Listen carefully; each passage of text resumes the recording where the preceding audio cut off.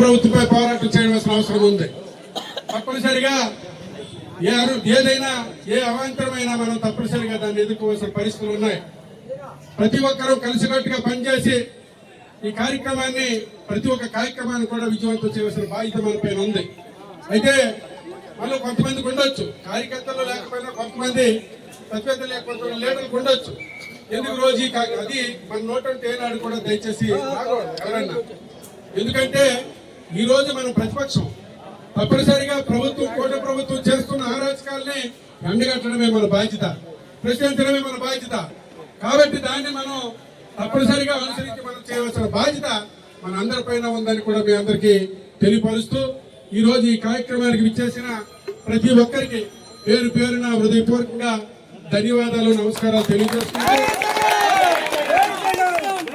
ఏ కార్యక్రమం ప్రతి ఒక్కరు కూడా కలిసికట్టుగా పనిచేసి ఈ విజయాన్ని అందించాలని మళ్ళీ 3 సంవత్సరాల్లో తప్పనిసరిగా జగన్మోహన్ రెడ్డి గారు అధికారంలోకి వస్తారు. ఎందుకంటే ఈ రోజు కూటమి ప్రభుత్వం చేస్తున్న పరిపాలన అస్తవ్యస్తంగా ఉంది.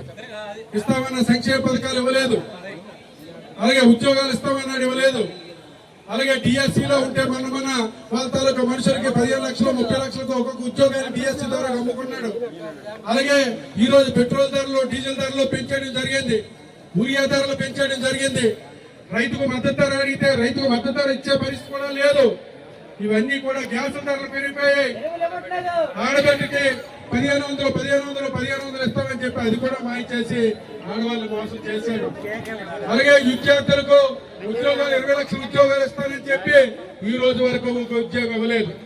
మొన్ననే ఈ ఉద్యోగాల గురించి నేను ఒక చిన్న ప్రెస్ మీట్ పెడితే దాని మీద ఇక్కడ స్థానిక ఎమ్మెల్యే దాని మీద ఏదో కౌంటర్ ఇచ్చాడు, మీ ఊరికి ఎన్ని ఇచ్చావని. మా ఊరికి ఎన్ని ఇచ్చానో మా ఊరు వెళ్ళి చూస్తే నీకు తెలుస్తుంది, ఎక్కడ చూస్తే తెలియదు. నీలాగా కొన్ని ఉద్యోగాలు ఇవ్వకపోయినా నీలాగా ఎవడు పట్టా కొట్టి ఎవడు ఉద్యోగం తీయలేదని నీకెవరెవరైతే తెలుగుదేశం కూటమి వాళ్ళ ఓట్లు వేశారో వాళ్ళందరూ కూడా 5 సంవత్సరాల్లోనే ఏ ఉద్యోగంలో లేకుండా పోయి ఉండేవారు. ఒక అంగన్వాడీ ఉండేది కాదు, ఒక ఫీల్డ్ అసిస్టెంట్ ఉండేది కాదు, ఏ ఉద్యోగం కూడా ఉండే పరిస్థితి కాదు. కానీ తప్పనిసరిగా అది మీకు జరగకపోవడం చాలా పొరపాటు మాది. తప్పనిసరిగా వచ్చే రోజున జరుగు తీరుతుందని కూడా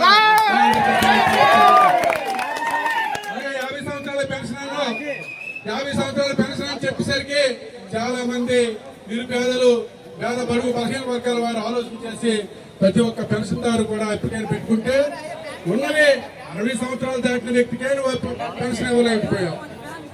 కనీసం ఈ రోజు 50 సంవత్సరాల వారికి నువ్వు ఎలాగిస్తావని అనుకున్నావో నాకు అర్థం కాని పరిస్థితి.